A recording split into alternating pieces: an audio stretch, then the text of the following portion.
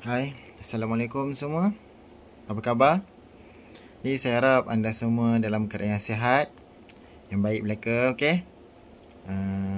Yang mana yang ada simptom-simptom tu ke apa ke, uh, cepat-cepatlah pergi kat parent. Bahaya sekarang. Okey, jaga kesihatan diri anda semua. Okey, jadi pada hari ini, pada pagi ini kita akan, macam saya telah janjikan sebelum ni, kita akan sambung. No, bukan sambung. Kita buat perbincangan. Muka surat 45, 46, 47, 48, 49 dan 50. Okey, jadi tanpa membuang masa lagi, kita pergi ya sekarang. Okey. Macam saya cakap, okey, kita sekejap, saya ni kan. Okey, nampak sikit kan? Hop. Okey.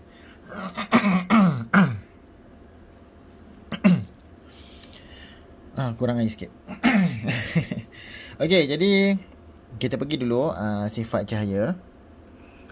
Okey, sifat cahaya, pergerakan cahaya. Ni PBD, penasiran bilik darjah, tapi tak apa.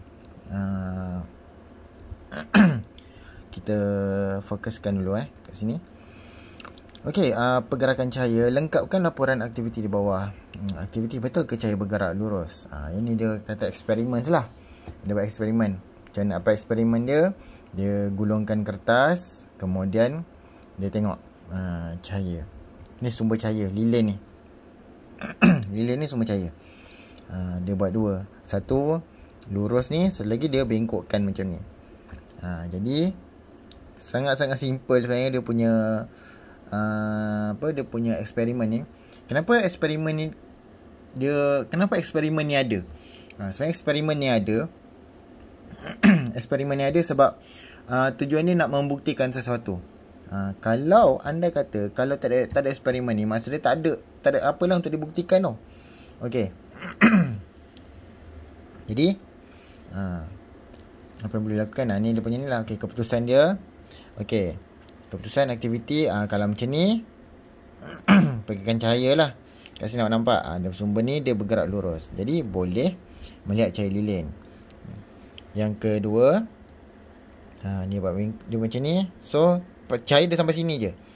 Kalau cakap, cikgu saya nampak cahaya, kalau buat kan, contoh kan, kalau kata cikgu saya nampak cahaya, itu dia punya apa orang kata, dia punya sebaran cahaya je. Kalau dia cuma sebaran cahaya je, awak mungkin akan nampak cahaya kat sini. Ataupun itu kalau lampu suluh lah kan. Tapi kalau lilin ni, saya rasa takkan nampak. Jadi jawapan dia tidak boleh melihat cahaya lilin. Jadi kesimpulan dia apa dia? Ini dia, cahaya bergerak lurus. Sangat-sangat simple kan. Apa orang kata, aktiviti eksperimen. Dia punya soalan pun simple. Okey, kita pergi pula dekat muka surat 46. Okey, muka surat 46 masih lagi sifat cahaya. Okey. Faktor yang mempengaruhi saiz bayang-bayang. Rajah di bawah menunjukkan satu penyiasatan untuk mengkaji pembentukan bayang. Kat sini nampak sumber cahaya, bola dan bola ni berbentuk bulat, maka dia akan terhasil bayang-bayang bulat. Okey, lukis saiz bayang-bayang yang terbentuk pada skrin apabila bola diletakkan di kedudukan P. Maksudnya bola dekat sini, dan Q dekat, maksudnya bola kat sini. So saya dah pernah beritahu kan, kalau objek berada dekat apa orang kata, dekat dengan skrin, jauh daripada sekarang ni okey, mengkaji bayang. Yang ni jika objek jarak objek dengan skrin. So maksud dia sumber cahaya ni dia tetap. Okey, jadi kedudukan bola P maka P bayang-bayang menjadi semakin besar. Ini kalau kat Q, bayang-bayang semakin kecil. Tak kisahlah besar mana, janji bayang-bayang P ni lagi besar daripada bayang-bayang Q. Jadi bila bola berada di P, maksud dia objek berada jauh daripada skrin. Dan ini akan menjadikan membayang pada P lagi besar daripada Q. Semakin jauh jarak objek dari skrin, semakin besar bayang-bayang yang terhasil.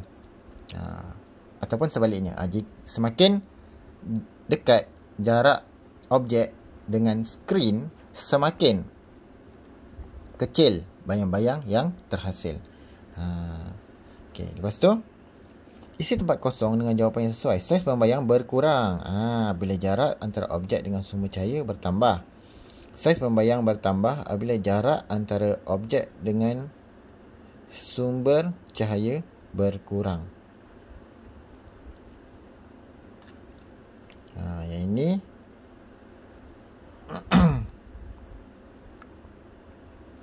yang ini dikata antara bola dengan cahaya pula. Saiz bayang berkurang bila jarak antara objek dengan sumber cahaya bertambah. Ni dalam konteks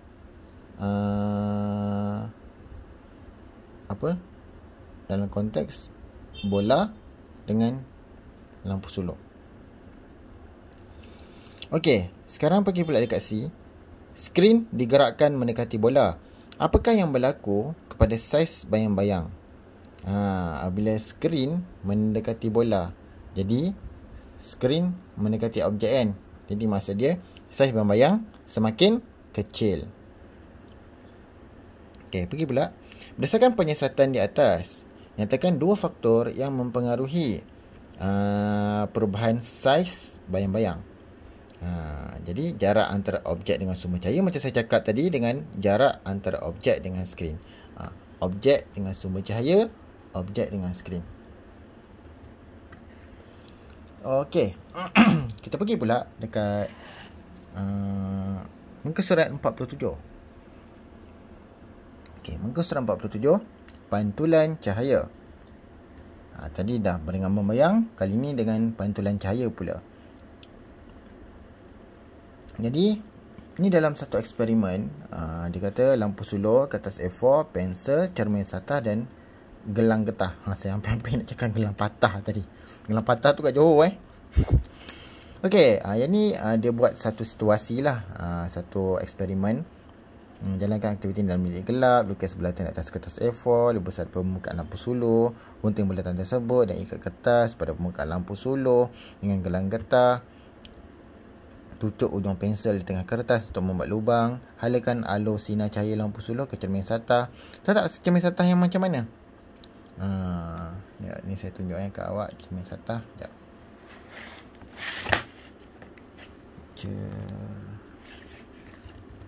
Cermin satah. Yes.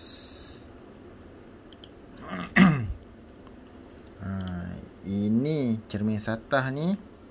Cermin satah ni dia cermin yang lurus berbanding cermin kat bawah ni. Cermin cekung dengan cermin cembung. Cengkung ni cermin, bahagian cermin kat dalam. Kalau cembung kat luar. Kita pergi balik ke sini. Okey. Lepas tu dia kata, tandakan dengan pensel titik-titik sepanjang garisan pantulan bermula dari cermin. Kemudian sambung titik tersebut dengan pembaris. Maksud dia awak kena buatlah kat sini. Gelang getah, lampu sulur. Jadi dia sinar 7, kemudian dia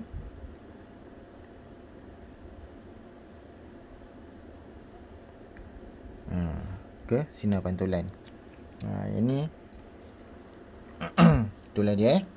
Okey, kesimpulan dia, cahaya boleh dipantulkan. Sebab pantulan cahaya memang kalau di cermin, cahaya itu maksud dia eksperimen pantulan cahaya lah tu. Lepas tu, cahaya menuju ke cermin dikenali sebagai sinar tuju, dan cahaya yang memantul dari permukaan cermin dikenali sebagai sinar pantulan. Sinar tuju dengan sinar pantulan. Awak boleh tengok balik dalam saya punya video, dalam kita punya sesi sebelum ni. Sinar tuju dengan sinar pantulan. Dan saya akan masukkan juga selepas ni panggil slide. Saya akan masukkan juga slide dalam grup sekejap lagi Okay, pergi pula kat muka surat 48. Kegunaan pantulan cahaya. Ini dia, kalau awak tengok kat sini, ni dia punya application lah. Dia cermin, nak tengok keseluruhan dalam mulut. Kemudian ini cermin pantulan kereta, dan ini cermin pada selekoh jalan. Jadi nyatakan di mana alat-alat tersebut sering ditemukan. Ni kat klinik pergigian lah. Ni Q kereta, of course, dan R selekoh tajam jalan raya. Nyatakan kegunaan setiap alat yang dinyatakan di A. Untuk memeriksa gigi pesakit, of course. Awak nampak ni takkanlah doktor gigi saja nak tengok, betul tak? Untuk melihat kenderaan di belakang kereta, dan juga untuk melihat kenderaan yang datang dari selekoh tajam. Ni tak silap saya lah, dekat sekolah kita tu ada, tak silap saya. Sekarang saya pergi pagi tadi macam tak ada. Tak tahulah kan. Okey. Raja di bawah menunjukkan seorang pegawai menggunakan alat X untuk melihat objek di atas permukaan laut. Ini dia, saya dah bagi tahu kan dalam apa orang kata, sesi yang sebelum ni kan. Apa dia benda ni? Namakan alat X, periskop. And then dia suruh lengkapkan sinar cahaya dalam rajah di atas untuk menunjukkan bagaimana alat itu berfungsi. Jadi ini dia, daripada sumber cahaya ini dia masuk, bukannya dari sini dia daripada atas. Lepas tu ni cermin, dia pergi ke bawah, and then dia baru pergi kat mata orang tu. Okey, sekarang kita pergi pula dekat muka surat 49. Pembiasan cahaya. Macam tadi dah bayang. Yang pertama, yang kedua pula pantulan cahaya, dan yang ketiga pembiasan cahaya. Jadi, jalankan aktiviti bersama rakan atau ibu bapa, isi tempat kosong dengan jawapan yang betul. Yang inilah, ni dia punya aktiviti dia. Ada bika, duit shilling nombor sen, air. Apa yang perlu awak lakukan? Masukkan duit shilling ke dalam bika. Perhatikan kedudukan duit shilling itu. Masukkan air 3/4 penuh.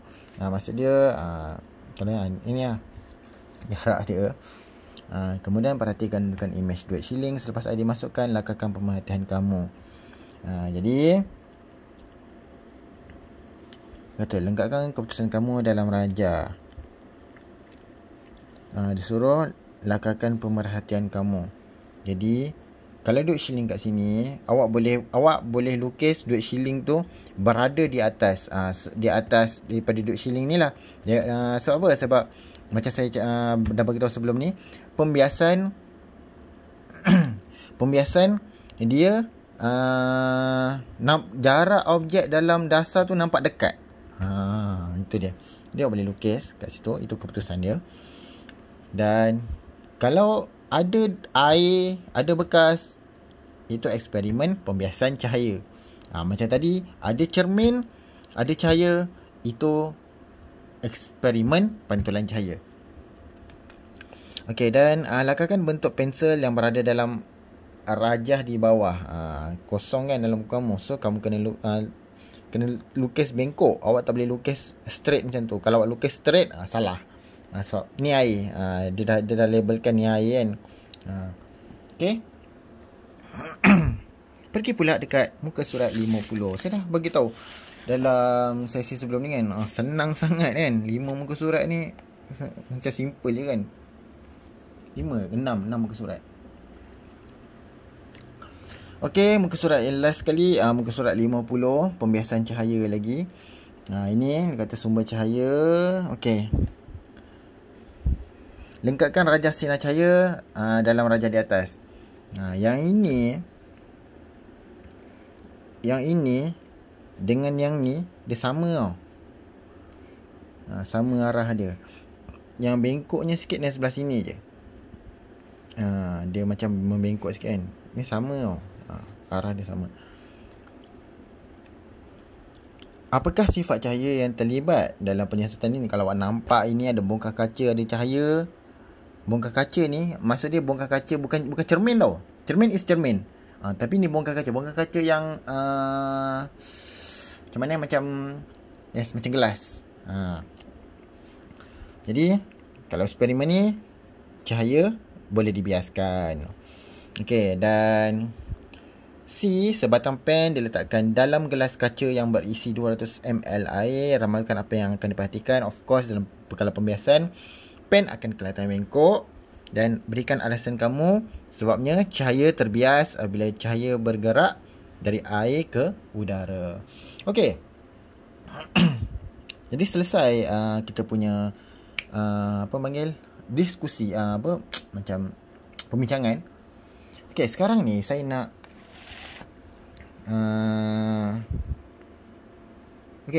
kejap lagi. Okey. Sekarang ni saya tengok okey, kita dah habis belajar sifat cahaya. Okey. Wow, sangat senang kan? Okey, lepas ni kita akan masuk bunyi. Tapi sebelum saya nak masuk bunyi ke bahagian unit ke topik bunyi tu. Okey, saya nak untuk minggu ni, okey, saya akan bagi kerja. Okey, muka surat 51, 52, 53.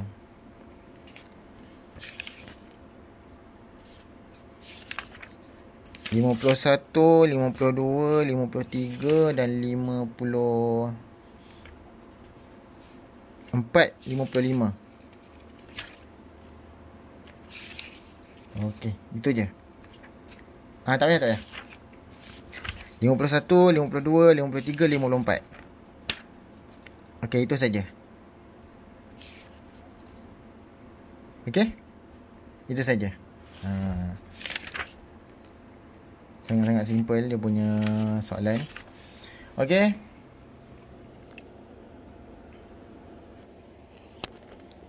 Jadi okey, kita akan sambung dalam grup Telegram. Kalau ada apa-apa soalan, boleh tanyakan dalam grup lah. Ataupun boleh terus PM saya secara personal. Okey? Jadi kita jumpa lagi. Okey, terima kasih semua. Assalamualaikum warahmatullahi wabarakatuh. Bye.